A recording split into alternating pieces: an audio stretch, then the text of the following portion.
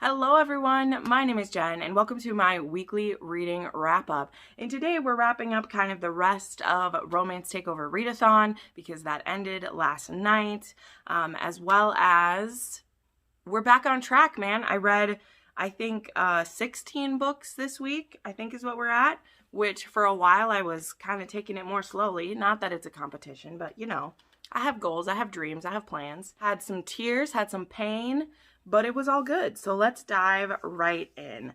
At the top of the week, last week, I finished To Sir Phillip with Love. Ready for this? Here we go. Gorgeous.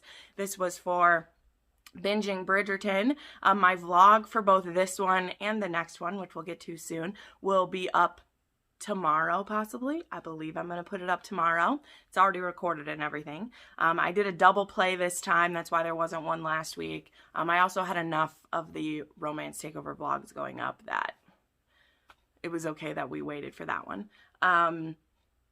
But yeah, this was great. I mean, this is a widower story.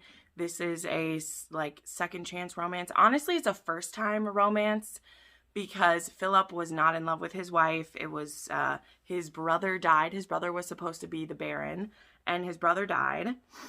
And so he took over his brother's, you know, he became the heir. And then he also married his brother's intended because, you know, she was supposed to marry the heir, and he is the heir. However, she was kind of in love with his brother.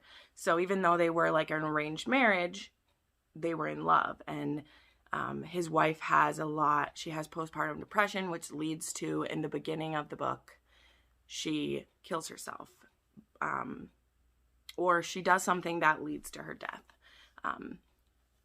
Yeah. And so Phillip, given the times that we're living in and the things, he kind of becomes a recluse. But at the same time, he gets a letter from Eloise Bridgerton, a sympathy letter, because Mariana, his wife, Marina, is their like third or fourth cousin. And so she writes a letter, you know, saying, sorry, we heard that she died. And he ends up having a letter writing thing with her. And then he eventually asks her to marry him because he needs a wife and a mother to his two kids, which he has not shared that they had two kids, which let's not talk about the fact that she knew that Mariana had died, but didn't know that she had two kids. So she's a bit surprised when she just shows up with no warning, leaves during Colin and Penelope's, well, I guess it technically was Daphne's party that was being had, but she misses all the whistle down truth bombs. And then we like pick up her story, which happening at the same time. I still gave this one a 4.5 is what I gave it. It's a really hard story to read. Like, it's probably her like least fun one to read, but she has some really important things that she's saying, and it was great. Then I read 56 by Seven Rue, which I've already talked about this. Well, wait, you haven't seen that video yet, so never mind. I haven't talked about it yet. This is a severe age gap. It is a 3 times age gap. So we have a heroine who's 18 and a hero who is 56, all right? I DNF'd this book at 80%, but I still rated it, okay? And reasons why will talk about, you will see this book in my worst books of the year video. I'll just tell you right now, where I talk more in depth about what happened. But because this is my weekly wrap up, and I also know that my friends who I told about this book are wanting to hear about it, I'll tell you. So this is a girl, 18. She's a cam girl. So she masturbates for men and has them jerk off for her. She wears a mask when she does it because she starts doing this when she's 16. We meet her when she's 18, so she's legal, but it is clear that she's been doing this for a couple of years, and she has about 50 to 100 men who regularly check in with her to watch her do things so that they can get off. No shame in the game of, you know, any kind of sex worker that there is, whatever way that you do it. I had severe problems with the fact that she started this at 16, and she is from a very wealthy family. She was doing this more as a rebellion and because she enjoyed it, which, again, No shame for that. But I can tell you that I was uncomfortable with it because she's doing this for really old men. And then we are introduced to her dad's best friend, who is the 56-year-old grandpa we got going on here, who she definitely does pursue him. She wants to be degraded and treated badly. So there's that. That's her kink. That's what she wants. And he definitely is very like, stay away from me. It's not happening. But him calling her bad names and telling her not to do that just turns her on even more because she likes that. So we get in a cycle loop of this. Okay. Then we get ahead a little bit to they're actually having the sex and it's happening. And there is a kink which I did not know, thank you, Izzy, because I did not see what these were. Because I never looked up the book ahead of time. I had just heard that it had just come out, and I have liked other stuff by Seven Rue. She's had some severe age gaps before that I had been okay with. I know, I had been okay with them before. But I did not see the trigger warning for waterworks, because waterworks means urine play. And I did not know that, okay? I didn't know that. I didn't do my research. I just made a video about you need to do your research on dark romance, okay? I thought I knew everything that Seven Rue, specific author, was going to throw at me. But the thing is, too, when you open a Kindle book, it usually skips right to chapter 1, so you often miss the trigger warning page. And again, I thought the trigger warnings were going to be like degradation and like the age gap. And so I didn't even look them up. And so I didn't know that this was coming, that there would be a scene where she asked him. First, he asks if he can pee in her mouth during sex. And she says, yes, give it to me. And there's a lot of talk of him being like, well, I know that I eat a really healthy diet and I'm clean, so it'll be fine. But it happens.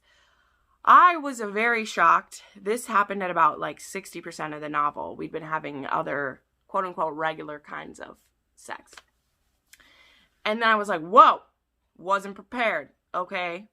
Skip along. But then it happens again at 75%, and I was just done. Also, it was a culmination of things, because I also just didn't like these two characters at all. She was too much for me, and then he was too much for me because he's a severely like, I have read only 2 books where I've been okay with the degradation kink. It's just not my kink. Even with like BDSM, I like it to be more like, I like it to not have as much degradation involved. I don't mind a little bit of like shame kink, but degradation is a tough line for me because I personally want to feel loved and respected. And there's room for that in BDSM a whole damn bunch. But also in Seven Rue's books, she never has them set up as a completely BDSM relationship because there's no safe word for anything, and it's not established that there's an out for anything. Granted, most of her characters have such enthusiastic consent that they're not like setting up those parameters, but the practices you're doing are dangerous, and even if you think you won't use a safe word, you must have one set up. You need to have one set up. And I've read book after book of hers now where that's not set up. Then we get to the controversy about Seven Rue that was brought to light to me by Mary from Makeup and Mary just the day after I DNF'd this book. The day after I DNF'd it. So I DNF'd it of my own free will, of it not knowing any of this crap, and then the next morning I woke up and there was a video from Makeup and Mary talking about Seven Rue / something Sienna, whatever her name is. And that this author has been multiple people, which is totally fine. You can have multiple. Like, we just had Ava Leigh that we spoke to about her books, and she has like 4 different writing personas that she uses for her different books. However, Seven Rue was creating multiple accounts to trash other authors and to build up her own books. For self-published authors, the reviews are everything, because you usually have very few reviews, right? Some of my most favorite books have only been read by 3,000 to 4,000 people total. And out of that number, maybe only 100 of them will do a review for a self-published author. So that's why it is so important, if you are someone who supports self-published authors, that you at least rate the book on Goodreads to like give it ratings, right? I mean, especially if you liked it, but even if you didn't, because there's people who that's all they have to go off of is those reviews. And for this person allegedly to go after other authors, and then also, like, it's just sickening. And she got caught. She got caught. And I encourage you to go watch Mary's video. She did a lot of research. I have not, but already I've been starting to feel like icky about some of Seven Rue's stuff. Like, out of like 8 books I've read, I've only been genuinely happy with one of them. They've always been at a 3 or a 2 star even, because it's just not my kinks. The books that she writes, they're just not. And so I'm not going to keep subjecting myself to uncomfortable situations if there's no payoff for me. But I spend too much time talking about this book. I have much better books to spend my time on. But I just, as someone who has talked about her books before, I mean, Mary has championed Seven Rue's books before this all came to light.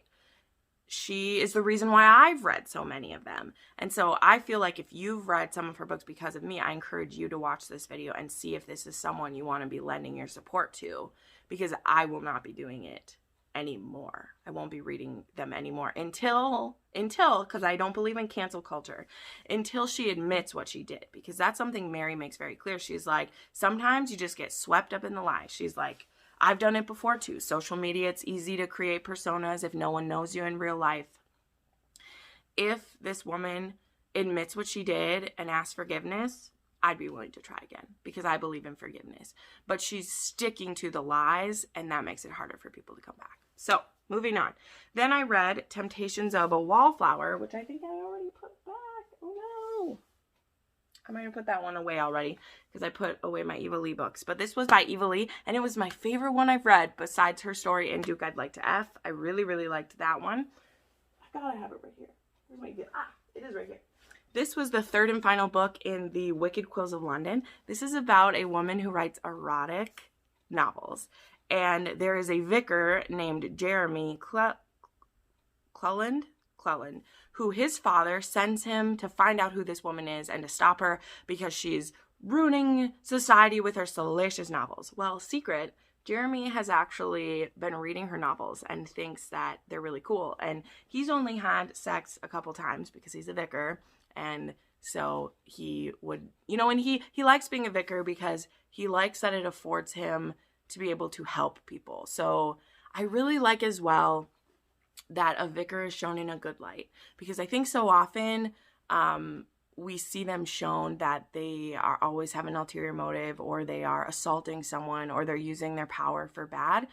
And I fully know that that is a stereotype that became a stereotype through things happening, However, some of the most important people in my life have been religious figures. My second father was my pastor for a long time, and he was at my sporting events when no one else was, and he was there, his family invited me over for dinner when I didn't have a place to go. So anyway, side tangent, I have a picture of him and his wife at my graduation when my own parents, weren't as supportive at the time. I have a great relationship with my dad now. But so anyway, it always hurts me when a pastor or a vicar or a clergyman is always seen as bad, right?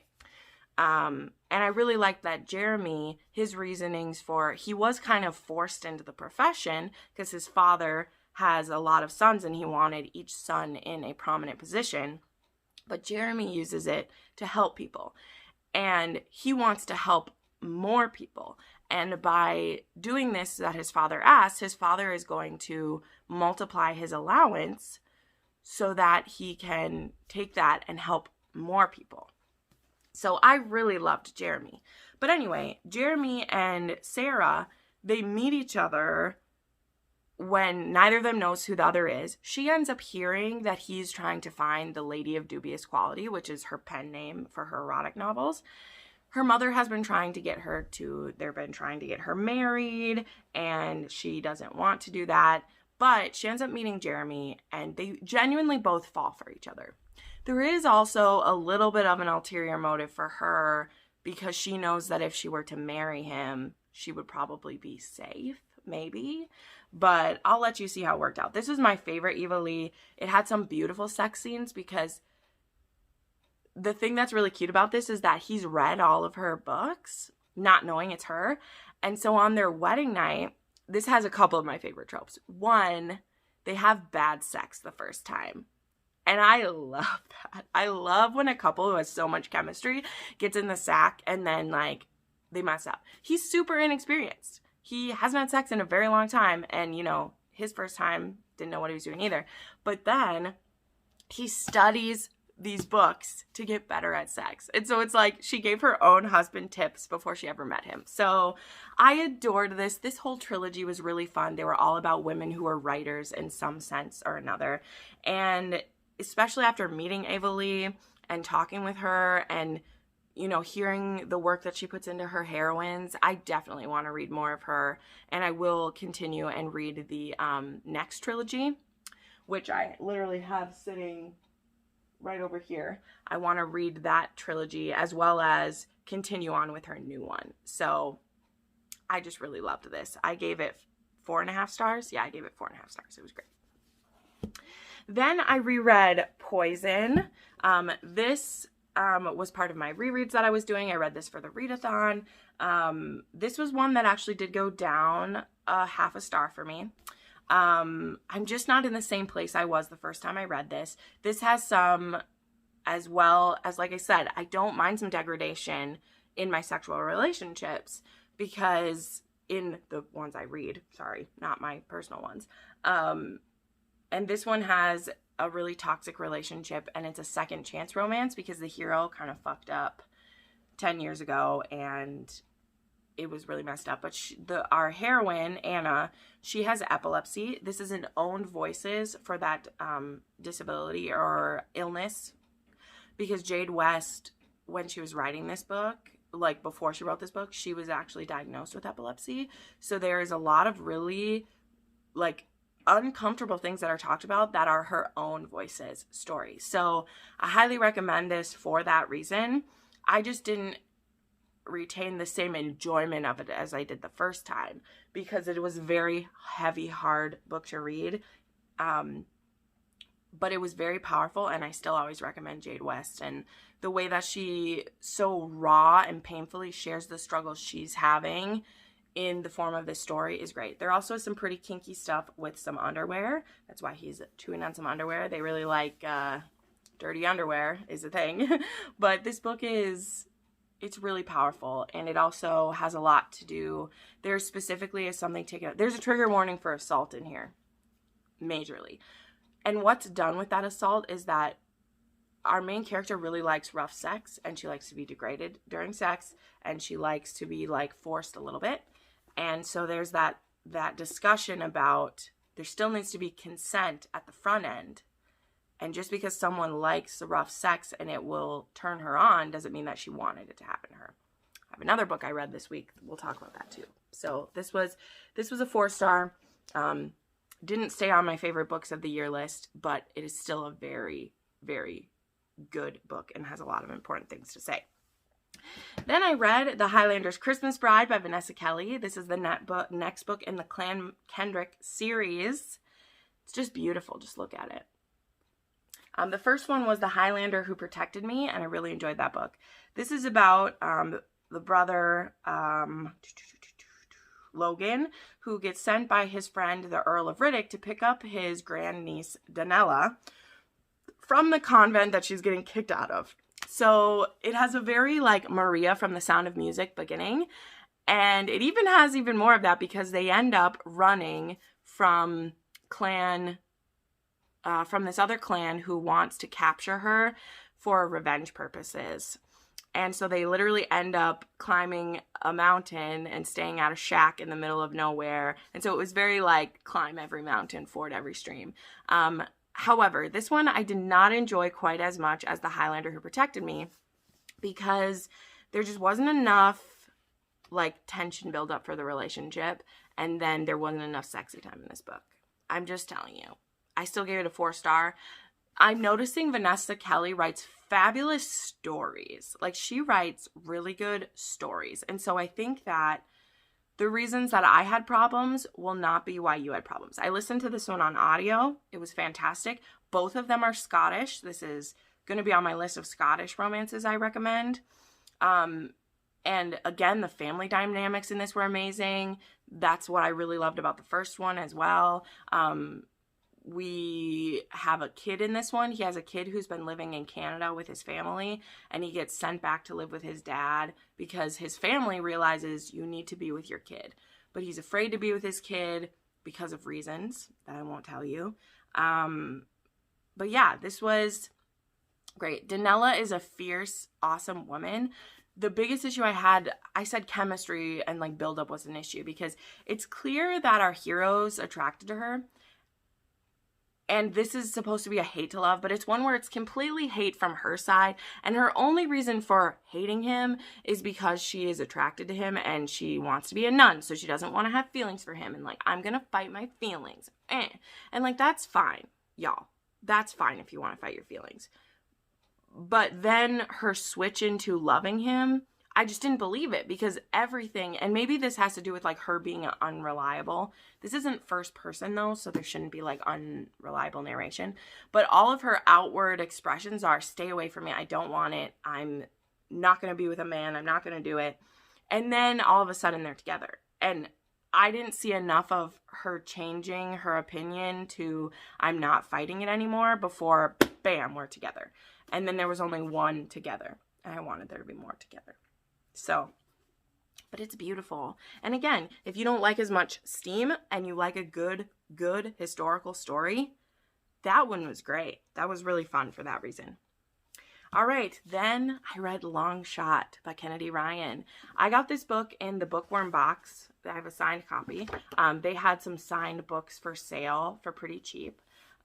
This book, I had heard a lot about it, and I just dived into it because I was like, don't overthink it, just go into it. This is the first book in her like Hoops series. This has a lot of trigger warnings. It has for domestic abuse, domestic rape, threatening with weapons, forced or like trick pregnancy on the part of a male. Yeah, her relationship is horrible, and this is a book where you're gonna have to go through a lot of pain to get to the happy ending. However, August, who's our hero, he doesn't really know what's going on, but he knows that he has this fierce connection with our heroine and that they are meant to be together. But she's trapped, and so I understand if there's some reasons people can't read this book. It is very real and raw, and you are in a first-person point of view, and it's painful, but it was good. Like, also, here was the thing, too. I didn't cry as much as I thought, and I explained this in my vlog because I read, I talked about this in my vlog for it. I think part of that reason was that I knew about a lot of the stuff. Like, I've listened to pretty much every one of my romance podcasts. They have read this book. And so I already knew all the big twists and stuff. But it was still profoundly affecting. And it faces those questions of, like, why a woman doesn't leave. And, oh, she just loves his money, so she puts up with it. And, oh, she could just walk away at any time. Like, those are lies. Those are lies. There's so many reasons. And even if it's not a literal gun to your head, there are metaphorical guns to your head that could keep you from leaving. But this is like, you are seeing the worst side of it, and then you are seeing a woman who rises up and reclaims her happy ending. And just know that HEA is guaranteed, guys. It seems impossible. You don't know how it's going to happen, but the HEA is guaranteed. It's coming. Then I read Date Me Like You Mean It by R.S. Gray. This was really cute. I was kind of saving this for the right mood. This is a roommates to friends to kind of enemies to lovers. There's some fake dating elements in this. I wouldn't really call this a full-on fake dating because they only fake date for like one event. But it's live with a roommate, in love with them, and then there's something that happens, and yeah, I don't know. There's not a lot else that I can like say for that, but I enjoyed it. It was good. It was great. It was fun. But yeah. I gave it 4 stars. It's R.S. Gray. Like, that's the thing that's hard. Like, her books are either, like, great or they're not great for me. And this one was great. And so I had a good time. But it still was only a 4-star because she does some of her old tricks that just really bug me. But yet, overall, it was a pleasant experience. So I would say it's 4 stars.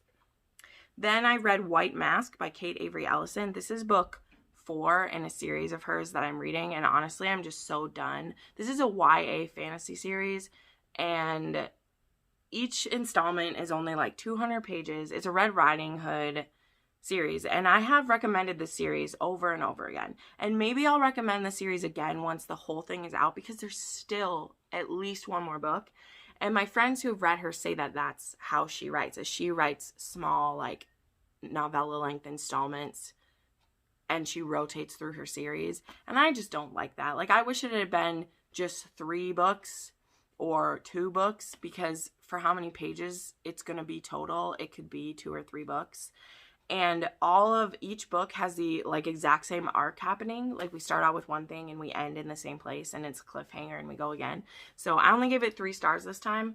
I feel like once this whole series is out, I'd be willing to reread it, because it is really interesting. It's like The Handmaid's Tale mixed with Red Riding Hood, and it's fantasy elements, and it's also like post-apocalyptic in a way. So there's a lot of things about it that are fascinating, but I just don't care enough anymore to make it happen. So I gave it 3 stars.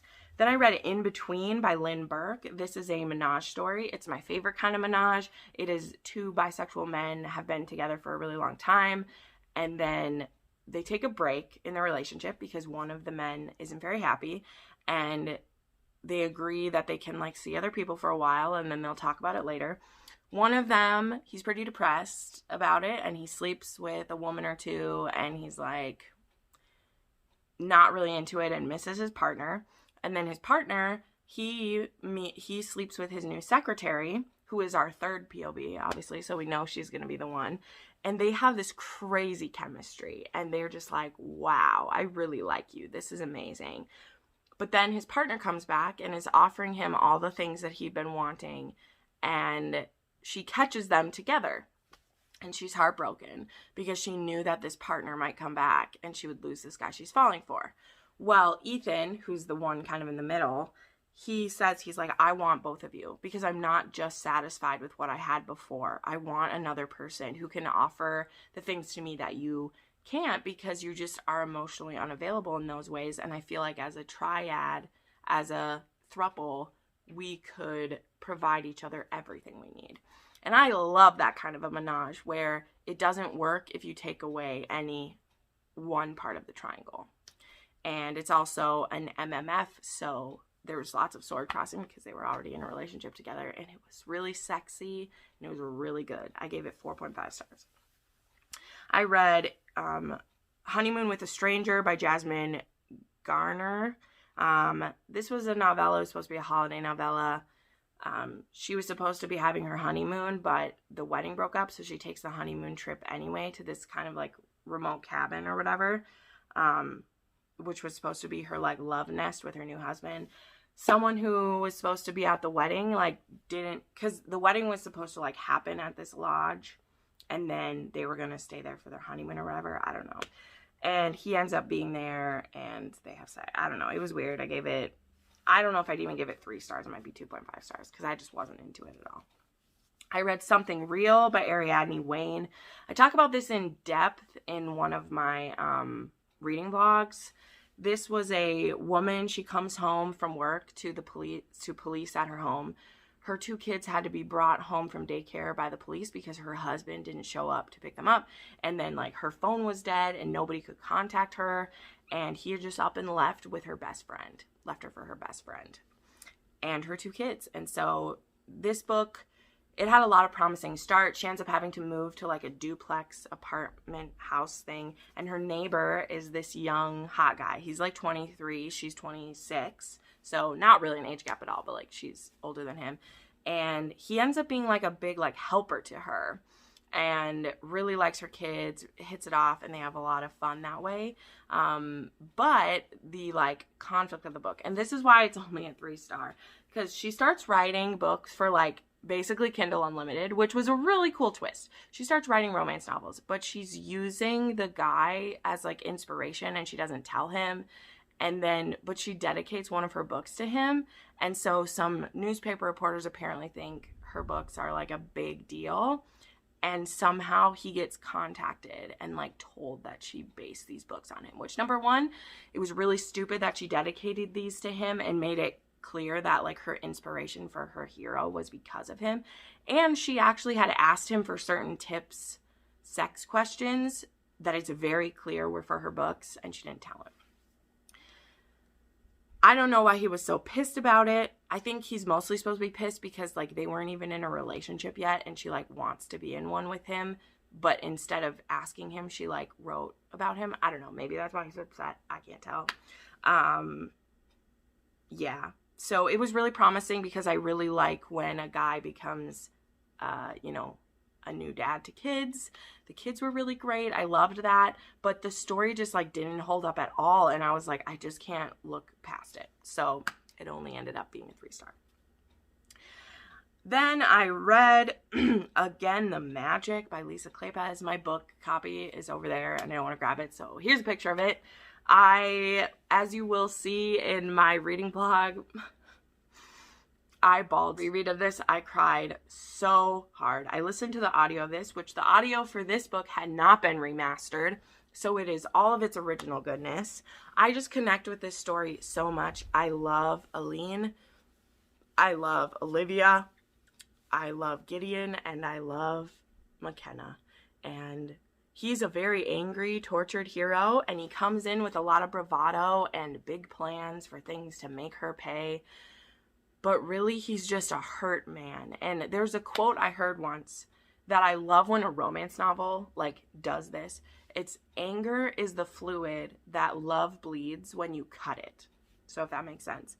So when you hurt someone who loves you so passionately, you bleed anger. You know, like you bleed hurt and anger.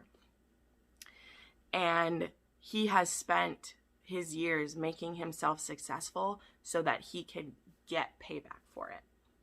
And that's not a fun thing to realize. Like, it's not a fun thing to think about, that you would do that to your love. But it's very clear, and there's a quote in the book that I love that is, it's very clear to me that you weren't in danger of McKenna. McKenna was in danger of you. And so McKenna comes in with all these plans and the way that he's going to get payback to Aline, and he's the one in danger of loving her more than he ever has. So there's some scenes that are hard to read because he behaves in some ways that aren't great, but Aline is fully submitting to them because she feels like she owes this to him, which she doesn't. So there's that part of it.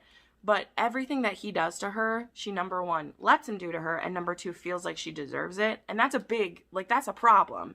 And that's something that needs to get resolved, is like, you don't owe me your body as payment for what you did, and we need to, like, work it out, right? But it's so good. It is my favorite Lisa Kleypas novel, and is such a beautiful story. And I thought Cam was my favorite Lisa Kleypas hero, but I don't know now. It might be tied with McKenna. No, it's probably still Cam. But the couple together, I agree that McKenna and Aline are just amazing. Then I read My Darling Duke by Stacy Reid. This was a detour I was happy to make. Not that there's any detour, but the Smart Women Read Romance podcast just read this book, and so I listened to their podcast. I got halfway into it. It was only $4 on my Kindle, bought it, and then the audio upgrade was $7.50, so I got it. So I listened to this in like a day. This is a like kind of Beauty and the Beast retelling, but this is the start of a series where the second one comes out soon. But it's the start of this series where these wicked like Wallflower, or like these Wallflowers, do things to get what they want. And so what she does is, there's this elusive Duke. He has had a spinal injury and has been burned really badly in an accident that killed his parents, but he was able to save his little sister, and having his little sister with him all these years really kind of kept him from going completely bonkers. But he has been slowly working back to health, and he also, they believe he's impotent because his man parts have not arisen since it's happened. And so his heir is like his cousin. His cousin's great. This isn't a case of like bad family. In fact, the family is fantastic in this story. But what happens is our heroine, she wants to get her sisters good marriages because she is what they would call the like wealthy poor, or like the poor gentry, because they don't have any money even though they have the title. So she decides that since this duke never refutes any of the claims made about him, she's gonna pretend that she's his fiance and that they have been writing letters back and forth to each other. And so everyone is kind of afraid of this duke because he's given himself kind of a bad reputation just for being cranky, not because he has done bad things.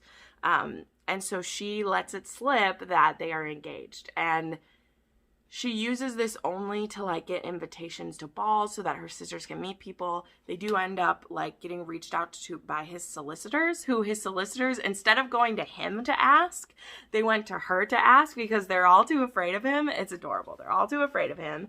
And so she ends up getting a nicer place to stay and all these things. And the duke, instead of freaking out and, you know, because really she knows that it could go badly, but she's hoping she'll have enough time to get her sisters good marriages. You know, when you read it, you understand this is a very good woman and she's just trying to work with the tools that she has. So he actually is curious enough to come to London, which he hasn't done in a long time. And he plays along because he thinks she's fascinating. And that's the thing that he's missing, is good conversation and stuff. So he's like, I agree to let you pretend to be my fiance if you will come and stay with me at my estate. There'll be chaperones there and stuff so that I can talk with you. And yeah, that's very Beauty and the Beast part of it, right? And it was delicious. It was great. Of course, there's not a ton of steam in this book because we don't know if his man parts work yet. To me, this had very interesting disability rep in an interesting way because we are, you know, there aren't like doctors to test if your nerves are still alive. It's really a trial and error situation. And I don't know, like I thought it was done respectfully, if anything else. I don't know how accurate it is or whatever, but they do decide that there are some certain sexual positions that will maybe work better than others, and I thought it was great. It was fantastic. Then I finished When He Was Wicked. Like I said, the duo reading vlog for this will be up on Monday. This is Francesca's story, which is also taking place at kind of the same time as Eloise's story. But this one also goes back and forth in time a little bit. Francesca has lost her husband, John, 4 years ago. And the new heir is his cousin, Michael, who Michael feels extremely guilty because he always was in love with Francesca and wished that she had picked him instead of John. And now Francesca, she's been a widow for 4 years and she really wants a baby. She doesn't necessarily want a husband, but she wants a baby to love. And so when Michael comes back to town, she's like, I want you to help me find a husband. You're the, is it an Earl? Is it Earl? Yeah, it's an Earl. You're the Earl. I need you to help me do this. So, and obviously he's in love with her, so it's not going to go too great. This was a 5-star still for me. It's really emotional. I talk more about it in the vlog. This is getting super long, so I'm going to move on. But the vlog goes up tomorrow if you want my like spoiler details on that book. Then just the other day, I read 3 to Love by Rebel Parker. I wanted to try this book. This is book 4 in the Blue Sky series, which I didn't know it was book 4. I didn't even look, so there's nobody to blame but me. But this is about this community where there's like polyamorous relationships. It's a historical novel. It's in the West, in American West, so it's an American historical. And I'd heard it talked about on the podcast Fated Mates when they did a Menage episode, and I had pretty high hopes for this. This woman is like trying to find a couple. She wants 2 husbands because she has 2 dads and a mom, and she wants 2 husbands, and their area is known for being really open to those relationships. So she's hoping to find someone willing for that. Really interesting setup.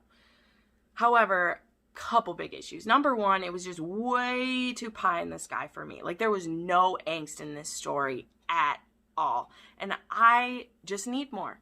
Maybe you just wanted to be completely happy. But it was also written in a way that was just really cheesy. It has that bit of it that made it feel completely like it was a self-published book. And I never bring that up unless it stands out. Like, it's one of those things that it's not completely quantifiable, but I've read so many self-published books versus traditionally published books, and there's just a feel. And though I thought it was like, there was parts of it that were really sweet, it was just way too convenient. There was not enough angst for the kind of relationship that we're talking about that would be happening. I know they're in like a protected environment. So think of it as like, it's literally almost historical fantasy for how it's set up. So if you think about it as historical fantasy, maybe it would work. But it just didn't for me. And I'm sorry about that. But also, this book had 1.5 sex scenes. And I was completely upset about that. And I'm not going to pretend otherwise. So I gave it a 3. If you, for some reason, want to read a menage story, this one is an MMF, so you'll get that. Because I know other books in this series are MFM, and there's some other alliterations. There's also a lesbian couple in the series. So the series is doing lots of fun stuff, right? It's doing lots of fun stuff. And so I don't want to discount the whole series for that reason, because I have only read this one. But this one did not work for me. And then the last book, which I read last night, is I forgot that I had purchased some books off of Eden Books. So they're in a different app on my phone. Eden Books is this online book website with ebooks that Kay Webster started when her book Wild got kicked off of Amazon. So there's a lot of authors who will write a lot of edgier books that don't make it on Kindle. And so I bought these first 2 books in this series, which... it's not an HEA series yet because there's 6 parts before we get the HEA. And I didn't know that when I started it. But it's okay because they're all like novella size. And anyway, the first one is called Torrent. And it is a captor-captain novel. This girl, when she was 15, she was raped by her stepbrother and she got pregnant. And so her stepbrother blamed it on his best friend and threatened the life of his friend to the girl that if you don't say that he raped you, I'll kill him. And she was 15 and traumatized. And so she lied and got this guy sent to prison for 8 years for rape. And so he has now gotten out and he wants revenge. So this is dark romance warning, but I actually thought it was a really fascinating story. However, how he will get his revenge is he kidnaps her and is going to sexually torture her till she admits why she lied. The thing is, and this is why she's carried a lot of shame. So remember how I said about poison earlier that I also read about this. So she was raped by her stepbrother, but she orgasmed because she likes rough sex. So she has been under the thumb of her stepbrother all these years because she enjoys her body being treated that way, but it's still rape. Because just because you have an orgasm does not mean it's in rape. However, now this guy who she'd had a crush on back in the day, she sent him to prison for all these years where he was raped and horribly treated for being like a child rapist. He wants revenge and he just wants her to admit it. So honestly, like, he does a lot of like orgasm denial. There's a lot of rough sex. There's choking in this book. Like, it's a lot of things that in a dark romance I like.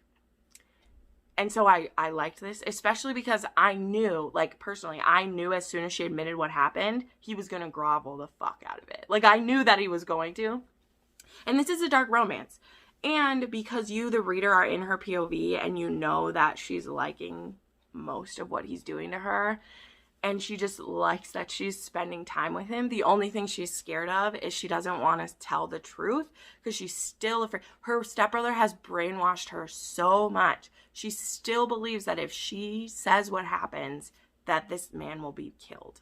So she would rather let him, like, sexually torture her with orgasm denial than tell him the truth. So it's a very interesting, like, they say they're playing a game with each other. And so he's trying to figure out how far he can push her to get her to crack. And she's just, like, loving a lot of it. So anyway, It's a twisted book. I'm pretty sure the only place you can find it is Eden Books. So it may be difficult, but also this website really supports the authors directly, and nothing can be banned from there. So definitely check it out. But anyway, there you go. That was a bit of a longer one, right? I read so many books this time. That was great. I haven't had one of those in a while. It felt good to binge some stuff out of me. So also time for a shout out. We have a new channel member. Thank you so much to Jacqueline Grubin, I think is how we pronounce it. She joined at the sassy supporter level. Thank you so much, Jacqueline. She was so sweet. I was chatting with her a bit on Instagram. Jacqueline, you'll now see her name at the end of the videos. You probably will have seen it in a few of the last videos, but this is the first one I filmed fresh so that I could give you a shout out. Thank you so much. I know I've said this in 2021, I really want to grow my membership so we can have a better community. So if you have any questions about that, you can check out the join button, which if you're watching on your phone, you go to my profile and it's there. If you're watching on your computer, it should just be down below by my name. If you have any questions, feel free to message me, but it's really a way as my channel gets bigger for people to have direct contact with me. We talk about book recs, we do all that fun stuff.